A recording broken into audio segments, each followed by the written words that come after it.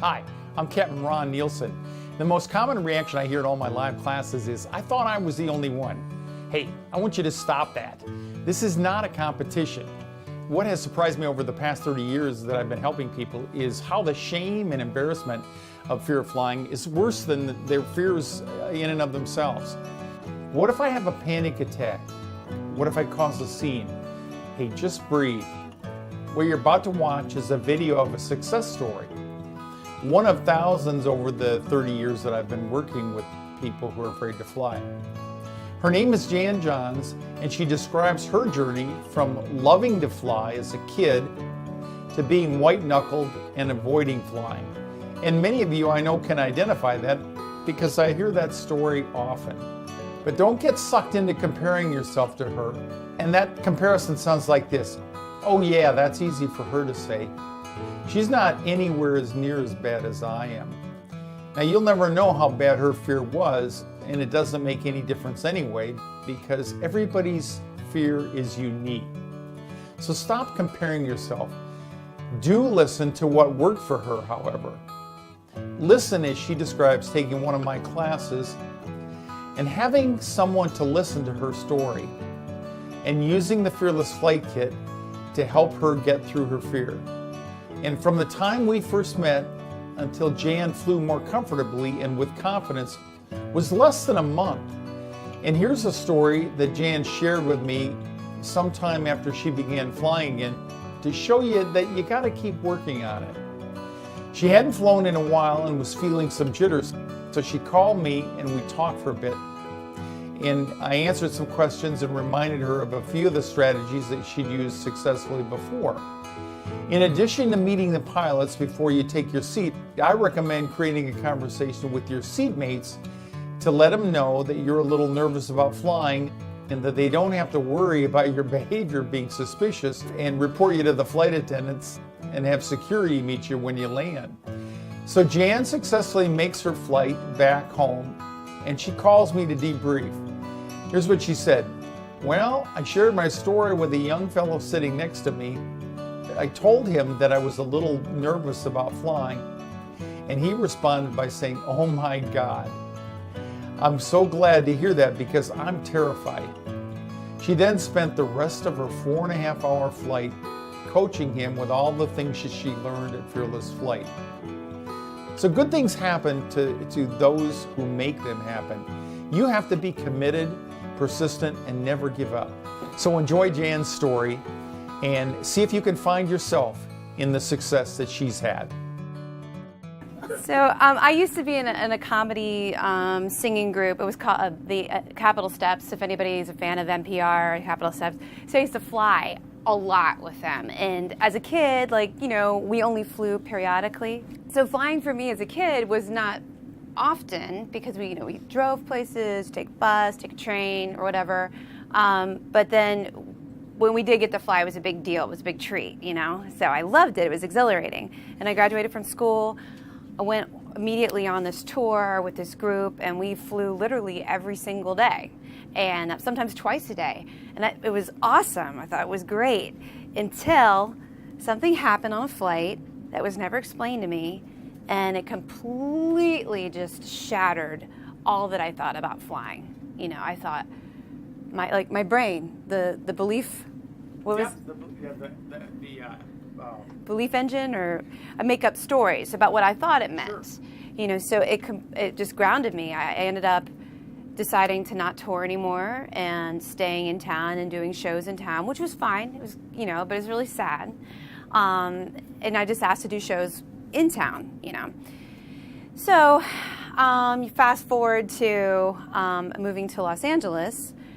I thought, oh crap, now I might have to fly. But I drove here, so I thought I could just drive back and forth. I could just do that, But that's like 5 days and very expensive, Then I thought I could take the train. I was looking at train, tickets, and that was, yeah, exactly. Lots of more days and a gazillion dollars, Although I did hear about this one voice actor that had his own train car, and I thought, can I do that? Well, I don't think so. I mean, the rates have just gone for all of us now. So, I mean, maybe back in the day, you could do it. But anyway, so I knew I had to work on this.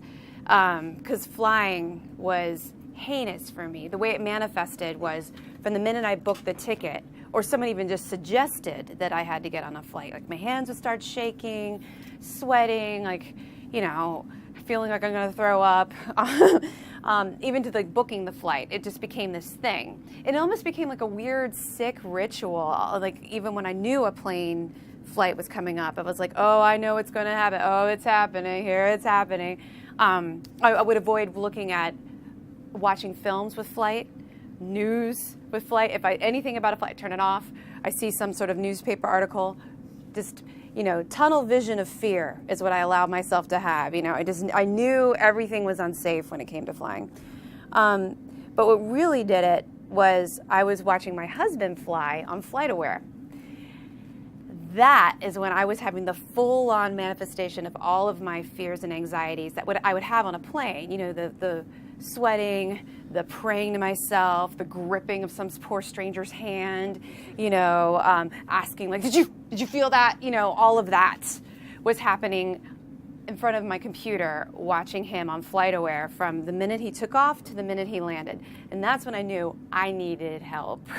Because if I'm freaking out this much about someone else's flight, you know, this probably isn't healthy, you know? So that's when I called. I Googled fear of flying Burbank, because I heard from someone that there was something, you know, I thought it was affiliated with Burbank Airport or something, but then Air Hollywood came up, and actually I talked to Talat on the phone first, and Talat was very kind to me. He was like, we can help you. I'm like, yeah, you think so? I don't think so. But he did. Actually, he put me in contact with Captain Ron, and I talked to him on the phone, and then we met at a convention outside LAX, right? And he talked to me for at least an hour. Go figure. No, I was kidding. No, he's very generous with his time. And I told him what happened to me on the flight. He explained to me what he thinks happened, and it kind of helped me a little bit. But it really wasn't until I took your course, and also the flight, which if you guys get to do the flight, I highly recommend it. If you can just stick in there, because for me the flight was a big help. Because first of all, I got to take all of what Captain Ron told us in the class and put it to use. But also, I mean, who gets to go on an airplane with a bunch of other people that knows what they feel like, admits to saying what they feel like, and ask all the questions you've always wanted to ask? So was it Rick, one of the pilots? Yes. Rick was on the flight, and I got to sit next to him, and he actually showed me on his iPad that there's some sort of app or something where it shows you all the places you can land.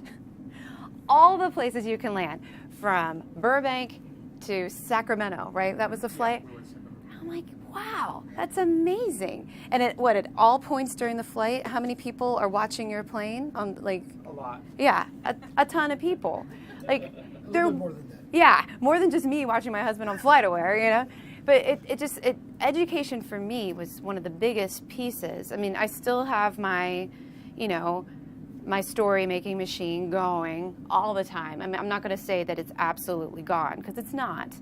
But the harmonizer helps me so much. That's become a ritual. Instead of letting myself suffer as some sort of like penance for like being afraid, I take the time to make sure that my iPad is charged so I can listen to the harmonizer.